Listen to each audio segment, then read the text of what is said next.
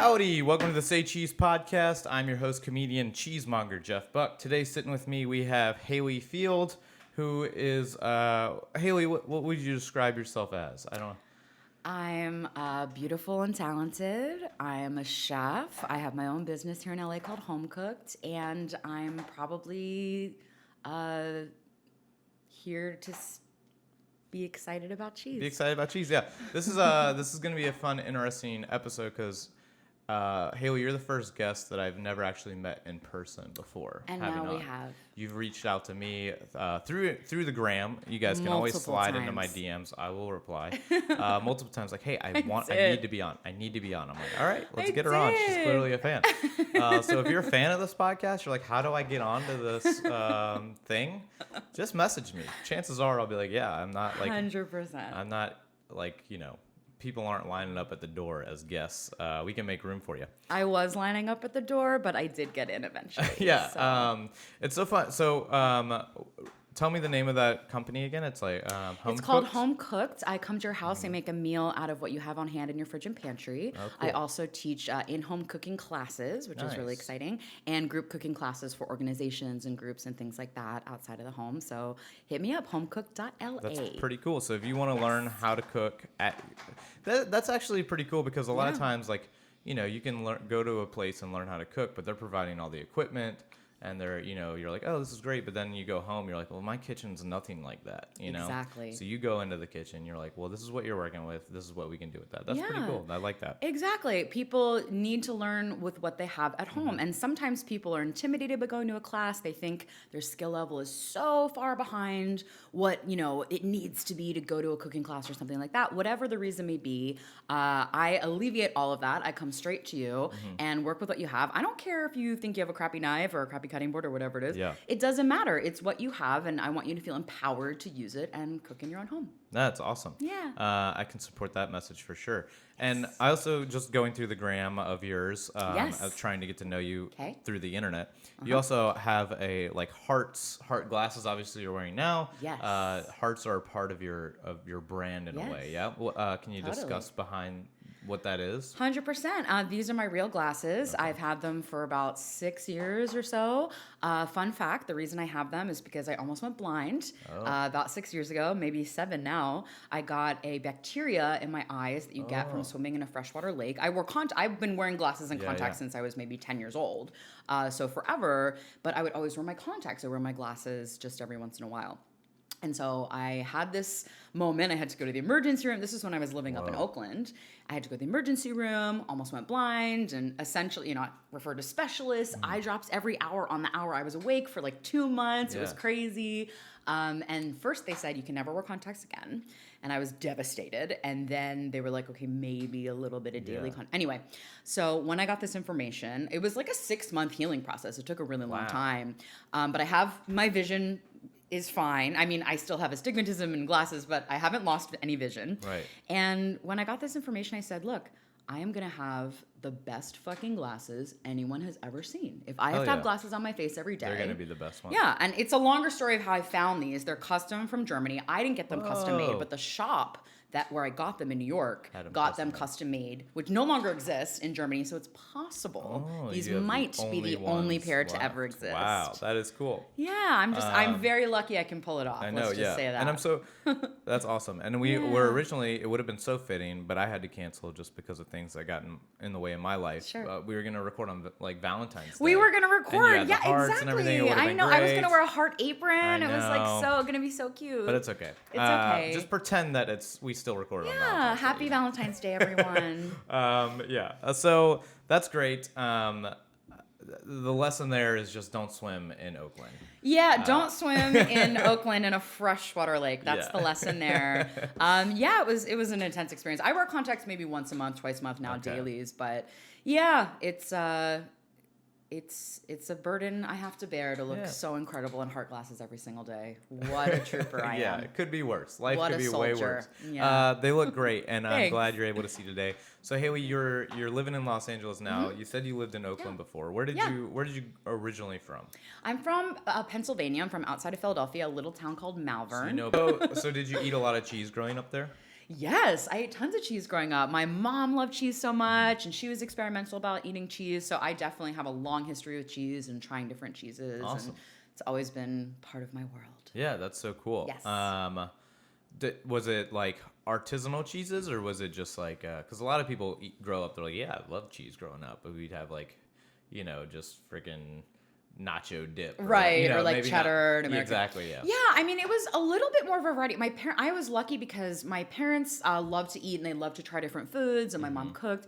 And my parents lived in England right before I grew up, and so they had exposure to a lot of different cheeses. So they're pretty cultured in the cheese, in the artisanal cheese world. Cultured. Oh. Soundboard. Anyway, sorry, I won't scream into the mic anymore, okay. Headphone listeners. But yeah, they had exposure to some cheeses that we didn't have in the U.S. yet at that point, so their palates had been expanded. And so we did get to try certain things. There was a grocery store chain in the Philly area called Fresh Field, which is now Whole Foods. Whole Foods bought it when I was a child. And we would occasionally go, we didn't grow up shopping at a lot of fancy places, so sometimes it would be like a treat to go there and pick out a cheese. So I didn't, taste a wide variety of cheeses until I was probably post-college. Okay. I tried Same here, to be honest. Yeah, I tried some interesting things growing up. Like my mom really loved like runny cheeses and mold-ripened cheeses and things like that. So the basic ones like the Bries and all that, I got to try growing up, but I didn't expand. Yeah. Until after college and traveling around the world. I tried a lot of cheese and stuff, so that was a really big deal for me. That is cool, yeah. Awesome, well, beautiful. Well, today, Hailley and I will be eating a pasteurized sheep's milk cheese called Marisa. This cheese is made by Carr Valley Cheese in Laval, Wisconsin. Have you ever had this cheese before? Can you spell it for me? Marisa, Marisa. I don't think I have. Okay. Which is so exciting because I didn't know what we were going to eat today. Smells good. Okay. And I was like, are we going to have something I've never had, something I've already had? Yeah. You said sheep's milk. Sheep's milk cheese from Wisconsin. Yeah, you sent me a list of cheeses that you love, and I was like, well, I just want to kind of give you something that you may have never had before. Yes, which is so exciting. So I'll talk a little about where this cheese is from first, okay. Before we kind of get into eating it and trying it. Okay. So those that have maybe listened to every episode I've done, or have listened to just the bread cheese episode, Carr Valley made the bread cheese as well. So they're also made Marisa. Some of this information is repeat. I'll kind of skim through it. But it's made at Carr Valley Cheese in Laval, Wisconsin. Laval is about an hour and a half drive northwest of Madison, Wisconsin. I'm looking off camera because I'm reading this. Madison, Wisconsin, by the way, great comedy scene. Oh. So I've been told. Okay. I just have some friends from there. Mm-hmm. But those that might know where that is, that's about how far away that is. So Laval is French for the valley. Laval, small town, about 1,200 people there. Not much happening. They have a website, and I said this last time. I was hoping to get the word out there. It's lavaltown.com. Wasn't up and running when I first recorded, right? Oops. So drum roll. Let's see if lavaltown.com. Oh my God, since I've gotten it out there, nope, still not up there, guys. Wah, wah, wah. Exactly. So listen, if anyone is at Laval or anywhere near is listening to this, if you can somehow get that website back up, please. We just need we need an informational website on Laval. Wikipedia is not enough. I want to go to their own website. There's 1,200 people there. They could all have their own profiles on that website. I know. Come on. I know. We're begging. If there's a bill that's unpaid to your webmaster, slide it through. Just okay? do it. Just approve that AP. It could be a GeoCities website. It doesn't have to be fancy. Go to Wix.com, make one. Weebly. Before I have to do it myself. All right. So, Carr Valley Company is over 100 years old. It has won numerous awards over the years and continues to offer delicious and unique Wisconsin cheeses. They've got inside of their factory and shop, they have a case of all their awards. It's crazy. They've won quite a lot. I think this one specifically, Marisa won second place in the U.S. Cheese Championship or something like that one year. Awesome. So this is somewhat an award-winning cheese as well. Or not somewhat, it definitely is. It is an award-winning cheese. And they also, cool thing about Carr Valley, I'm trying to find information that maybe I didn't talk about last time. The factory, they have a lot of different stores. And one of the stores is attached to their factory. And you can go into Laval and just buy cheese curds fresh out of there, like fresh curds, like Heaven on still earth. hot, bagged Oh my up, God. bam, like in the morning. They said that's one of their most popular sales, like people just driving. Could you imagine? I just want to do this. I don't know if you've spent much time in Wisconsin ever. I've never been to Wisconsin. Have you been to the factory before? No, so I spent about a year in Chicago, but I never made it up to Wisconsin. Let's leave right now. We If we should. start driving now, we can get there by tomorrow. Big goal of mine is to get to Wisconsin, do some cheese things. Yeah. But I just driving through Wisconsin with a big bag of curds and just chomping on curds as you drive through. This sounds like the best road trip ever. I need a baguette in the car, but Yes. that's the only other thing that I would need. Oh my God. So I anyhow, wish that was our lives right now. Sid Cook is the certified master cheesemaker at Carr Valley. Okay. He's won top national, international awards more than any other cheesemaker in North America. Cool. Fourth generation cheesemaker. He's received cheesemaking license when he was just 16 years old, which I like to always bring up and talk about. I think that's so badass. When I was 16, I was playing Halo 2. Right. Just like just cursing people out over Xbox Live. I wasn't doing anything productive with my Same, life. You know? 100%. I was like singing musical theater songs and trying to smoke cigarettes and Right. I being was stupid. like riding around in my car, just getting into shit. Right, with friends, being not dumb. being. So, anyways, this guy, he's had the foresight of providing this great cheese with us ever since 16. He still oversees production now? Yes, and he owns 4 cheese plants and 8 retail cheese stores in Wisconsin. Hell yeah. Which is wild. I don't even own this apartment. So, like, I can't, I don't know. I know he's probably heard me talk about it before, but shout out Sid Cook. I think you're OG. Love you. Happy Valentine's Day, Sid. Yeah, he's also one of the first people in the U.S. to make mixed smoked cheeses, which was about 20 years ago. That was the first one they made. That was called Menage. Oh, of Menage course. a trois, Like, Menage- excuse me. Yeah, excuse me. What a great name for that. This, though, is just strictly a sheep smoked cheese. Okay. Not You mixed. said it was pasteurized or not? It is pasteurized, Okay. yeah. And it's probably their most popular sheep smoked cheese that they have. And it's named after Sid's daughter, Marisa. That's sweet. So, yeah, it's How kinda- aged is this cheese? Good question. So this is actually, I should have specified, this is cave aged Marisa. So there's 3 different types of Marisa out there. There's aged, cave aged, and smoked. Okay. The aged Marisa is aged for about 6 months, whereas the cave age is aged in their cellars for about 90 days. Okay. So about 3 months. Oh, so it's not super aged. Not super aged. It looks more aged than it is. It does, yeah. I mean, they say a minimum of 90 days, but I think that they pull it around there. I don't imagine they age it for much longer. Okay. Are we describing the appearance for our listeners that aren't watching our beautiful faces? Yeah, let's do that. Okay. So let's describe it. Sid himself describes this cheese as rambunctious and improving with age, much like his daughter. Kind of like me. Or like you, sure. Wow. So you're like a Marisa yourself, possibly. It's a great entry level cheese, I think personally.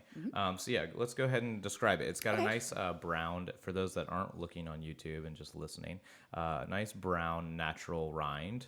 Is it coated with anything? No, so this is just the natural molded rind, which is why it's cave aged. So that's just regular old natural rind here.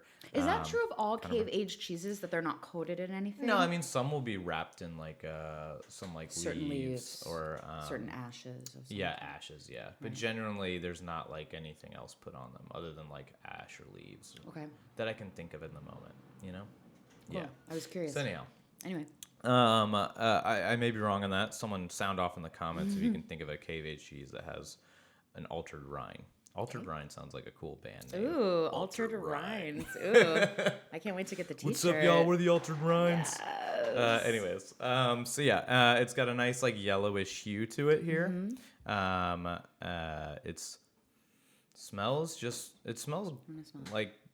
like a great cheese. It doesn't smell gamey. It doesn't smell like funky. It smells kind of sweet. It almost has like a Parmesan type smell to it. Exactly, yeah. Like it smells like it's gonna have like a crystallized texture. I don't know if it's going to, but it smells like it's going to. Like a manchego. It has a manchego vibe for sure. Yeah. So I mean, manchego sheep makes sense. Probably going to be very similar in taste, if I had to guess. I would say so. Yeah. Yeah. What do you What's your expectations when we go into eating this? I'll start cutting it up now. Okay, my expectation is going to be a little bit sweet, which I love in an aged cheese, especially sheep's milk cheese, to combat sometimes people do perceive it to be more gamey, like you were saying. Yeah. This one doesn't have that essence to it at all. Also because it's pasteurized, I think that's part of it as well. It looks to be, I mean, it's pretty firm. As you're cutting it, it doesn't look as firm as I thought it was when I was holding it. But I would definitely classify it as firm. I don't know if your professional opinion, if you would say firm or semi-firm, what would you say? I would say this is more of I would say it's firm. Mm-hmm. Yeah, I mean, it could be semi-firm. It's been sitting out at room temperature for a while here. Excellent. Perfect. Which is a great way to eat cheese, by the way, for anyone listening. Let your cheese breathe at room temperature for about 30 minutes or so before eating. Absolutely. I think that's how you get best quality of taste. Yeah. So yeah, I would say this is kind of more along the lines of firm. Once you get into that like spongier texture, more like, then I would say semi-firm, and then anything under that sponge is going to be soft. Right, like a young Gouda would be like a semi-firm. Exactly. Cheese. Yeah. Right. Just for people's reference who are listening to us. So let's go ahead and eat it. You want to eat it now? Yeah. Are we gonna cheers? Cheers. So I like to eat it by itself first, and then we can start pairing it with stuff. Absolutely.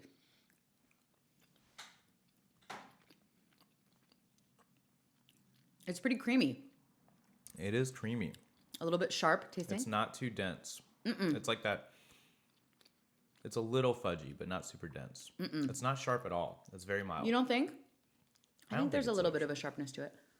I think I'm comparing this. I'm going in with a comparison to Manchego. Oh, okay. See, I'm just like blank slating it.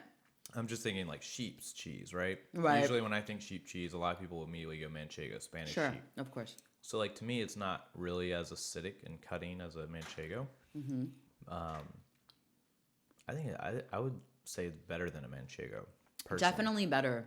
I would grate this over my salad over Manchego. Totally. Manchego tends to be a little bit drier than this. It might be a harsh opinion. A lot of people love Manchegos out there. Well, yeah, it's delicious, but Manchego is drier. A little bit drier. This is a little bit creamier, for sure.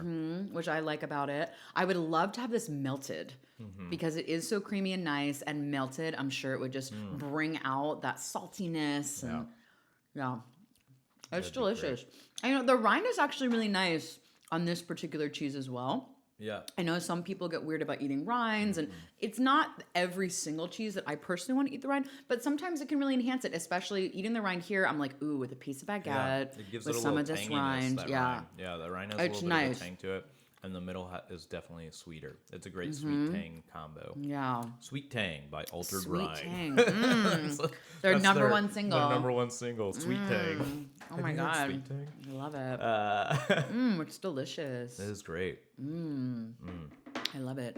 I'm trying to think what you would pair this with. Quince paste here. Ooh, is that what that is? Okay, I wasn't sure what it was. Manchego and quince, yes, classic combos. So I figured, why not try these? And you have these rustic bakery crackers. For anyone who hasn't had them, is these particular crackers that are really good with cheese. They're really simple. I think it's just salt, water, and flour, but they're really crispy and sturdy and a little bit thicker. They're made by a company called Rustic Bakery, and they're absolutely delicious. So check those out with your cheese. They're available grocery stores, cheese shops. You know your crackers. I didn't even have the box out. You came in hot knowing that. Oh, hell yeah. You think I'm not going to clock a fucking Rustic Bakery cracker right now? Who do you think I am, Jeff? That's great. Oh, this quince paste. Okay, this cute little jar. I would love to have... I love that this cheese is named after his daughter. I think that's a beautiful, beautiful tribute to your offspring, naming, because I feel like it's going to last, like, this cheese is obviously going to last long. People are going to keep making this cheese at Carr Valley.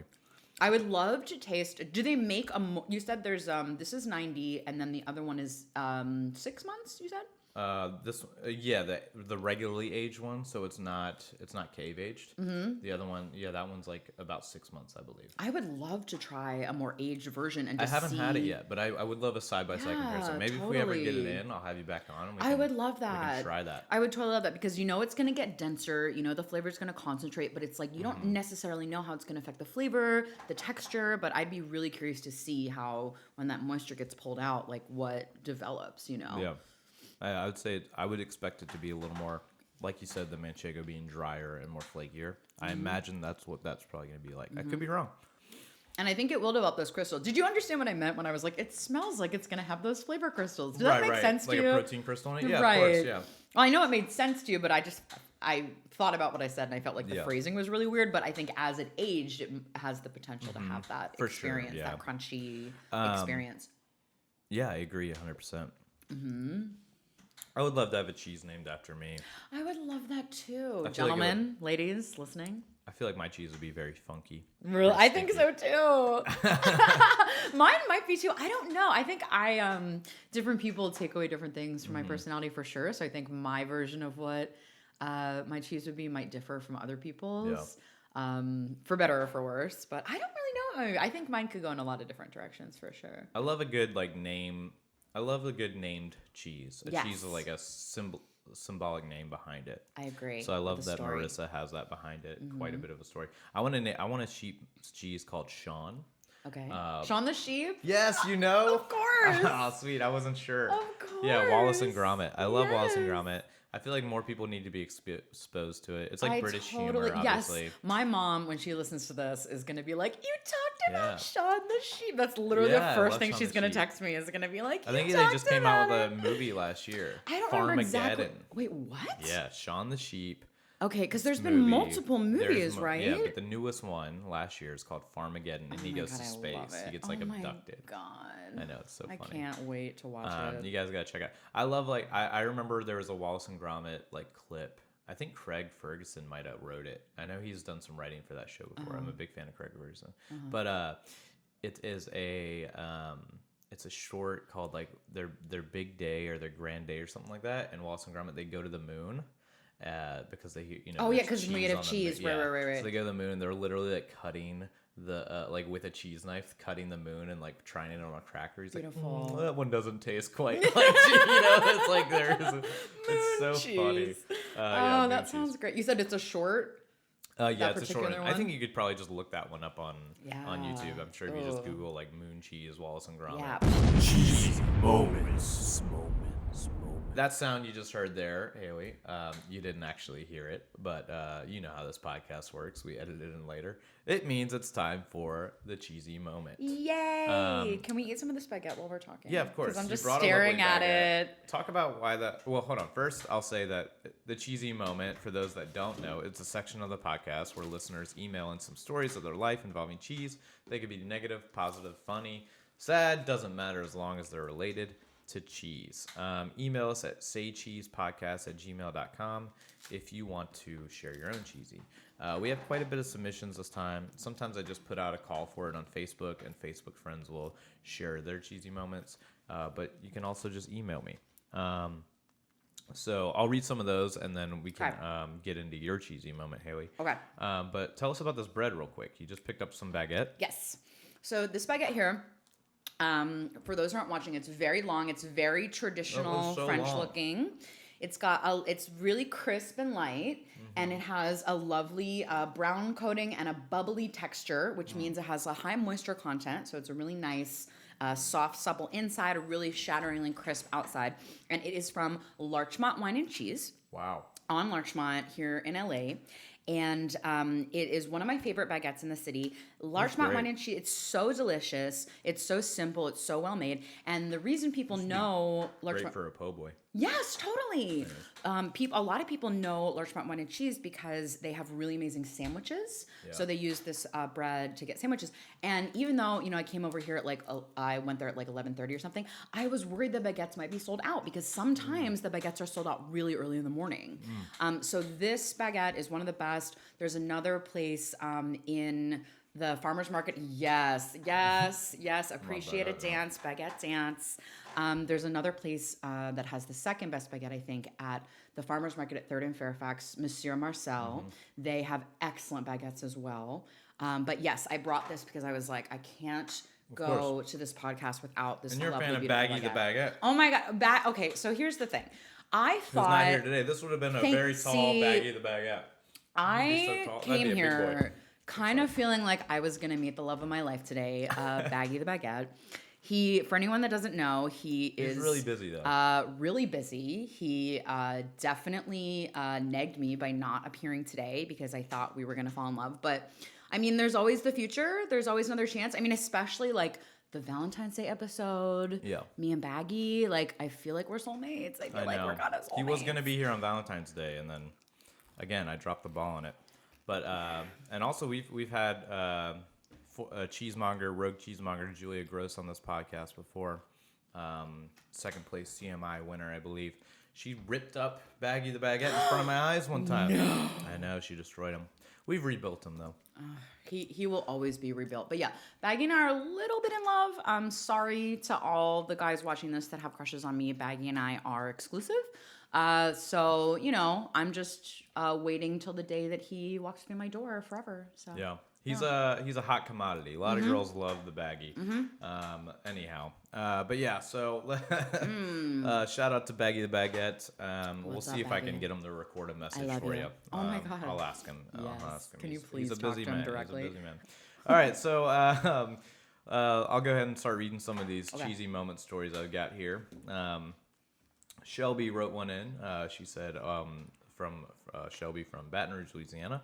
Said, one time for my birthday, my friend went into Walmart and bought me like $50 worth of cheese products. Aww. An assortment of slices, pizza, cheese sticks, you name it. Best gift ever. Hell yeah. I guess, yeah. You guess? I mean, you know, Walmart, cheeses. Okay, see, we don't know the situation. But I will say this, $50 at Walmart is a lot. It's a lot. And we don't know if this is in a location where Walmart is the only place where you can get cheese. You know, let's not be judgy. Let's just be like, what if that's the only place you can get it? Oh, at one point in time in Baton Rouge, was the case. Right. I feel like they've got a Whole Foods now and things. But anyways, I get it. Right. Eric, also from Baton Rouge, Louisiana. Got a lot of fans there. What can I say? Hi, Baton Rouge fans. Well, I don't know. He was just being jocular. He says, sometimes when I eat cheese, I can't poop. Other times when I eat cheese, I poop too much. Right. Classic, Eric. Thanks for sharing. Thank you, Eric. Brianna Kelly from Orange County, or Long Beach, rather. One time, I punched a guy wearing a cheese hat because he kept saying, spread me on your toasted bread. You know? Only to her directly, or he was just screaming it into the abyss? There's a huge difference. Right. If he's screaming into the abyss, I feel like it's like, okay, that guy's just, he's just not saying punchable. that like metaphorically to life. But if you're saying it direct, I feel like he said to her directly, which deserves a punch to the face. That's an offense, yeah. So he deserved it. Next. Darius from, I feel like this was Livingston, Louisiana. One time at Taco Bell, my friend dipped his cinnamon twists into nacho cheese. Ooh. I looked at him like he was a madman. Then I tried it, and I understood. I've never done that before. That sounds delicious. That's the true American fondue. That's what I always say. I'm feeling it. American fondue. I want to try that. Let's see. Tommy Wilton, not sure where he's living at the moment, but he wrote in, said, I was a child once, and for whatever reason, I wanted to know how to say I like cheese in as many languages as possible. I know the French, Spanish, German, and most relevant to the story, Arabic way of saying I like cheese.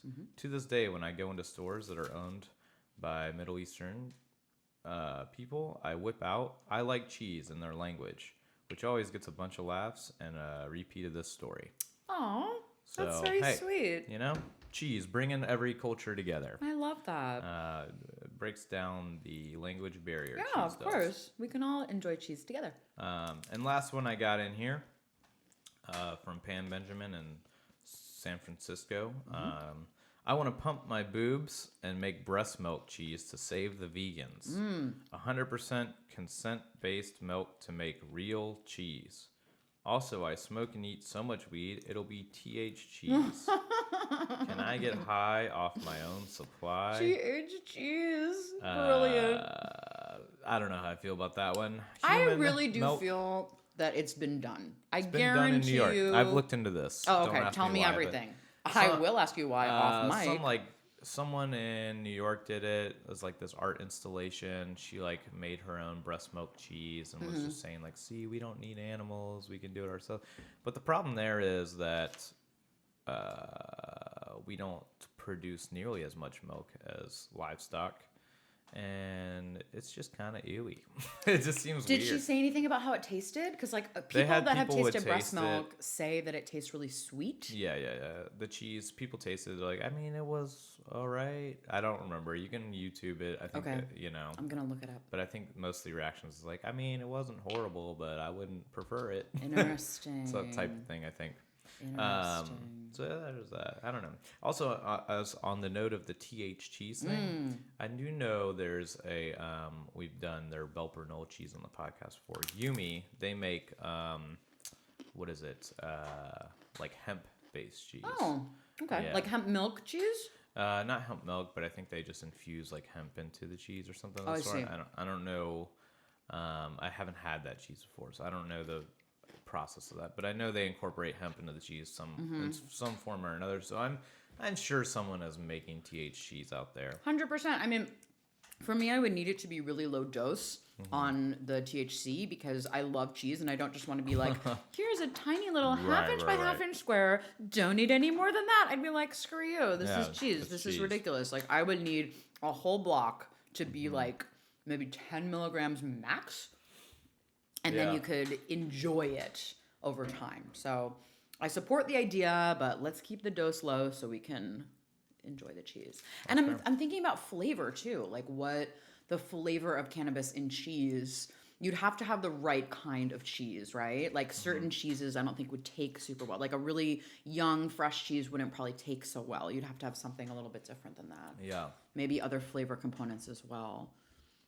It's strange. And it'd be hard to kind of like, I feel like it'd be hard to know the portion, like ration out the serving size of that. Yeah. Anyhow, who knows?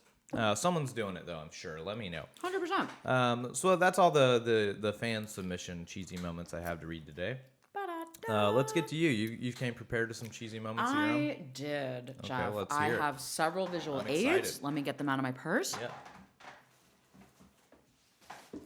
Also, I love this Supreme/Dollywood sweater you're rocking. Oh, thank you. I got it in Dollywood. Oh, they're making it? They only sell it at Dollywood, That's cool. Good not on only Dolly at Parton Dollywood, for but being at like a stand in Dollywood that you have to like get to. Like it's cool. like as soon as I saw it, I knew I had to have it. I went to Dollywood in October, fulfilling like an over 10-year dream with some friends of mine that live in the South, and it really was one of the best days of my life.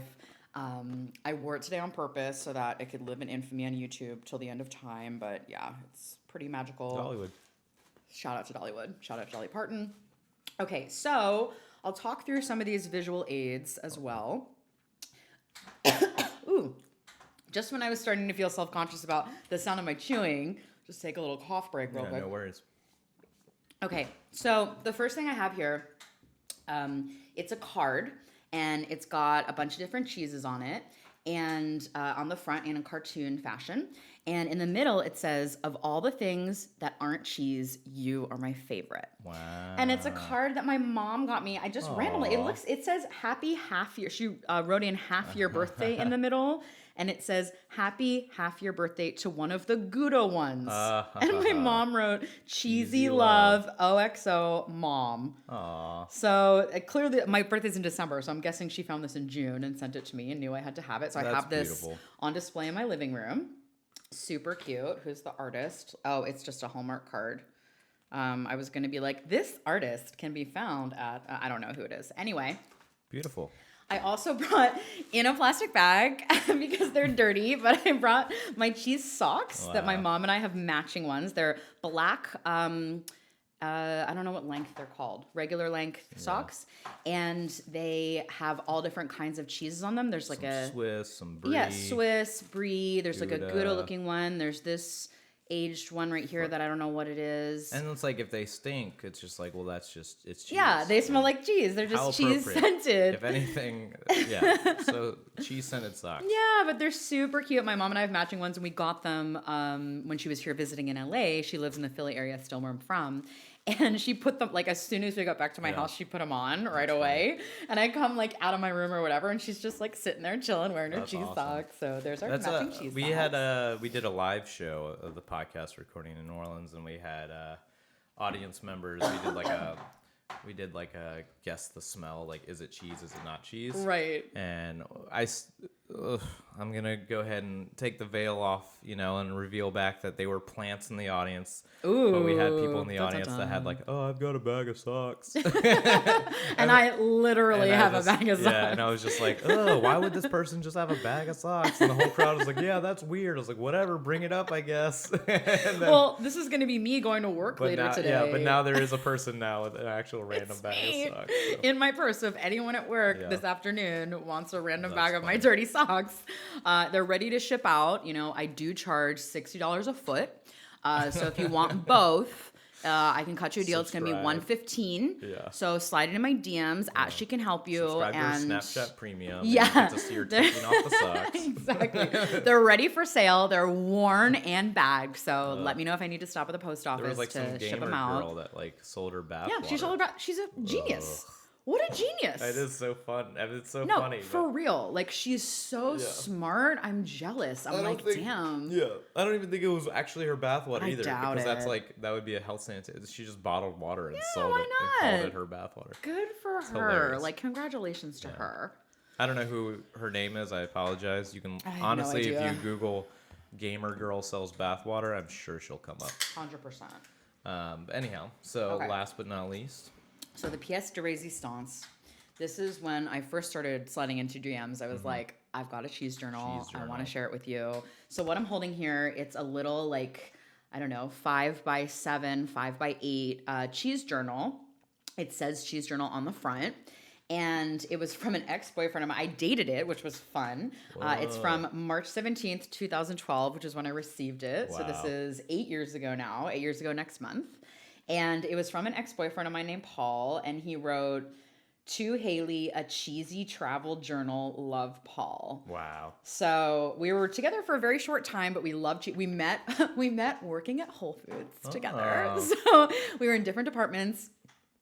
And that's how we met and dated for a while after that. Were you in the cheese department? I wasn't. I was in prepared foods and he was on register. So I wasn't in the cheese department. But yeah, so in the beginning of the book, they have all sorts of different interesting cheese cutting tips, information about cheese, how to eat it, how to store it, which is really cool. Milk type information. So there's a lot of like cool stuff. Most cheese journals are just like the journal. There's not a lot of info on it. There's interesting information about milk. Like, for example, we eat a sheep's milk cheese today. And in the sheep's milk section, it says, sheeps produce more milk by volume than goats, yet less than cows. That is true. This is why many sheep's milk cheeses are formed into wheels in the middle size of the spectrum, such as Abbé du Belloc, Pecorino Gen Pro, which I've never had, and Vermont Shepherd. In general, sheep milk is sweet and nutty, which we talked about when we ate this cheese, and has a distinct flavor characteristic, often described as woolly. Now, we didn't really experience that in this particular cheese. This one was pretty mild. Yeah. And which is why I think it's like an entry-level cheese. I would totally agree. It's approachable. Yeah. Sheep's milk has a higher fat content than either cow or goat milk, which was contributed to the creaminess that we experienced in the cheese we ate today. And different things. So I counted last night, and there are 37 entries in here, which is super exciting. I don't know. Oh, I guess I did date the entries. I was like, did I date the entries? So we were only together for like 6 months. So it started in March, and then the last entry was July 6th. Wow. I'll just tell you the first cheese and the last cheese. So we would sometimes buy them in batches, sometimes taste them at Whole Foods, sometimes go to cheese shops. It's like runs the gamut of where they were from. It looks like the first cheese we tasted on the same day he gave me this journal. We tasted a bunch. Two that day only. Was called Dubliner Stout. And so the section of the cheese book, I know you might not be able to see it on camera or on listening. They can see it on the. Oh, they can see it? They can see Okay. it on the listening. Okay, perfect. They can see it on the listening. I know you can use your imagination. Whenever they're hearing it, they can see it. To see what I'm talking about. So there's a place for the cheese name, the date, and then there's a little cute chart of which kind of animal it was and whether or not it was raw, and you can select it. Wait, what is the third animal? Oh, it's What like is a buffalo. Oh, yeah, it must be. Yeah. I have had buffalo mozzarella and buffalo milk cheese. Okay, so it's a Dubliner Stout tasted on March 17th. It's a cow's milk cheese. So then it says place of origin Ireland, producer Kerrygold. This is made by Kerrygold, who's very famous for their butter Dublin's domestically. Great. Dublin's a good cheese. Is that what you said? Yes, Yeah. Dubliner Stout. Right. Cheesemonger, I wrote Whole Foods because we got it at work. Nice. Food pairing, this is what we ate it with. So the food pairing section, I don't know how other people do it, but we did what we ate it with. We ate it with apples, popcorn, crackers, and praline. I'm guessing just pralines from Trader Joe's or something. And then we paired it, there's a wine pairing section, we paired it with a Bushmills 16-year because I love aged whiskeys. That's funny. It was Bushmill 16. I thought it was just gonna be Bush beer. Yeah, Bush beer. We paired it with Bush beer. It was delightful. Tasting notes: Happy St. Patrick's Day. Happy first cheese journal entry. Yeah. I'm so lame. I wrote happy first cheese journal entry. So cute. Purely. Oh, it says crumbly, sharp, tangy. Yeah. I don't know what that word is. I can't even read my handwriting. Olive. I don't know. Some word I can't read. Deeply caramelized, long-lasting, deep sweetness from the stout. And then there's a thermometer where you can rate it. And we each did a rating on either side, me and Paul. I think for every single one of these, we each did our own rating. Mine was a 7 out of 10, and Paul's was an 8.35 out of 10. Very specific. Yes, very specific. So there's a lot of different cheeses in here through a lot of different places. Domestic, imported from different shops and things. And then it looks, I don't know what the last one was. It was a French cheese, Goat Tome de Fleur. Tasted on the 6th of July. I gave it a 7. It's a French cheese. It's a goat's milk cheese. Cheesemonger was Paul. Again, he must have brought it to me. Honey sweetness, fruity pepper notes. Very sweet, creamy, a little thin. I think I was trying to say like it wasn't as robust as I was hoping because goat cheese tends to be pretty robust in flavor. Not as creamy of a mouthfeel. Look at me using the word mouthfeel like a loser. Yeah. Oh my God. As creamy as a mouthfeel. That's great. Yeah. I love it. I should bring it back. I've got so many more pages. Fill it out now with this one. I know. You know. Oh my God, I will. Oh, off mic, I'll fill it out with. Even off mic, fill it out, and then let me know how would you rate the cheese now though. You can put it on your own scale. You don't have to do 1 through 10. Okay. You can make up a scale for all I care. Okay, so I really liked this cheese a lot. It was very approachable. It had a sweetness to it that I loved. I really appreciated the rind with the cheese. I think having like sometimes when people are like, oh, the rind, they're just like literally eating a piece of the rind. Like they get to the end and they eat the rind. It's overwhelming. I would really encourage people to try some of the rind with a piece of the cheese. Exactly. Yeah. Like even right now, I'm going to try it. I just realized I want to break it off and try a piece of the rind flavor with the slightly sweeter, creamier interior of the cheese because we cut it. If you can't see, we cut it in such a way where it was like batons. And so I'm going to combine that and try it with some of my baguette and eat it in a second. But I really like the way the rind flavor paired, and I really want to try it melted or broiled.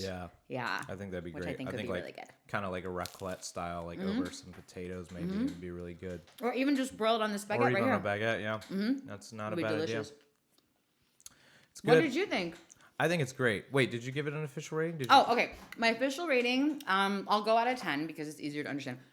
I would say it's like a 7.5 out of 10 because it's delicious. It's nice to eat. I've literally eaten the majority of it as we've been sitting here. I haven't really stopped eating it the whole time we've been sitting here.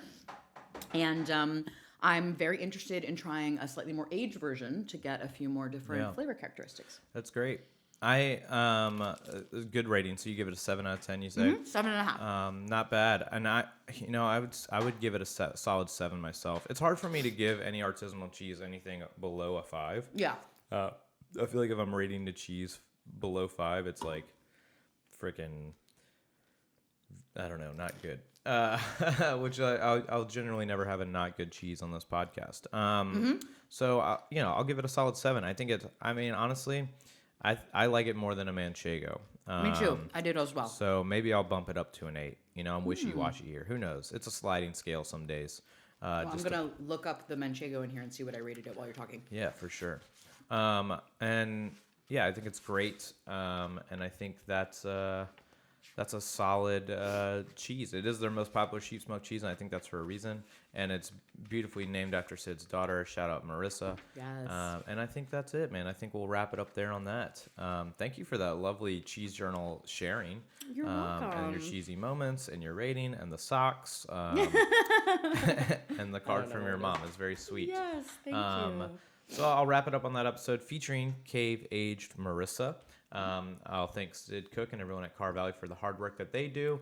And thank you, DCLA Cheese, for providing the cheese that we are eating today. Yes. They're one of the best cheese shops in Los Angeles. Hell yeah. If you are in the area, or even if you're not in the area, you should get down there and try some of this cheese out. Say hello to me. Check out the shop. Yes. And make sure you come check out everything there.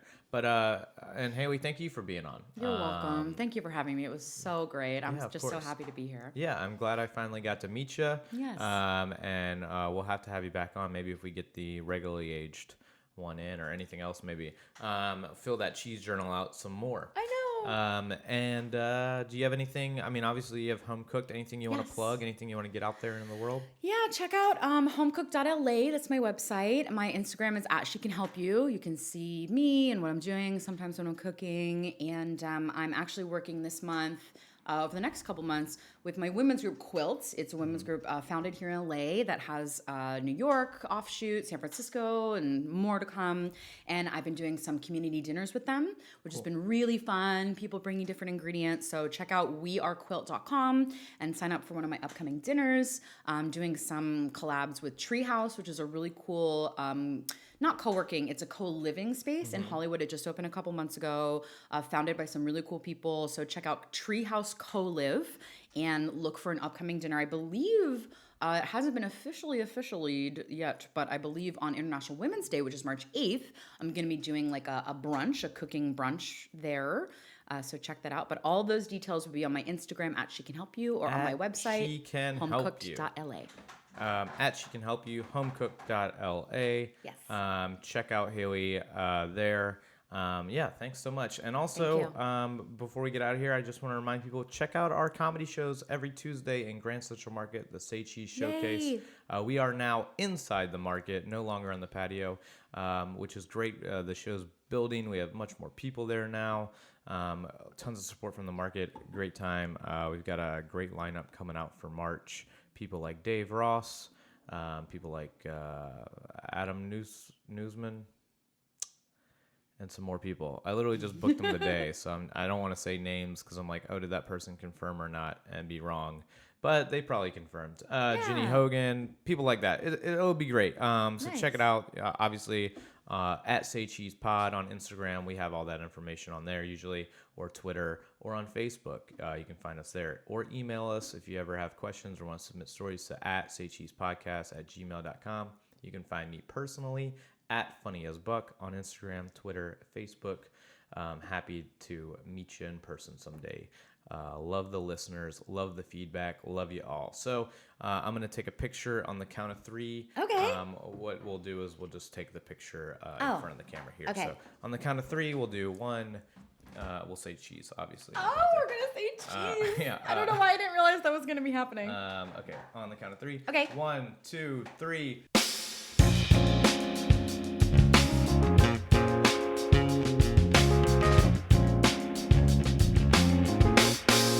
Say cheese.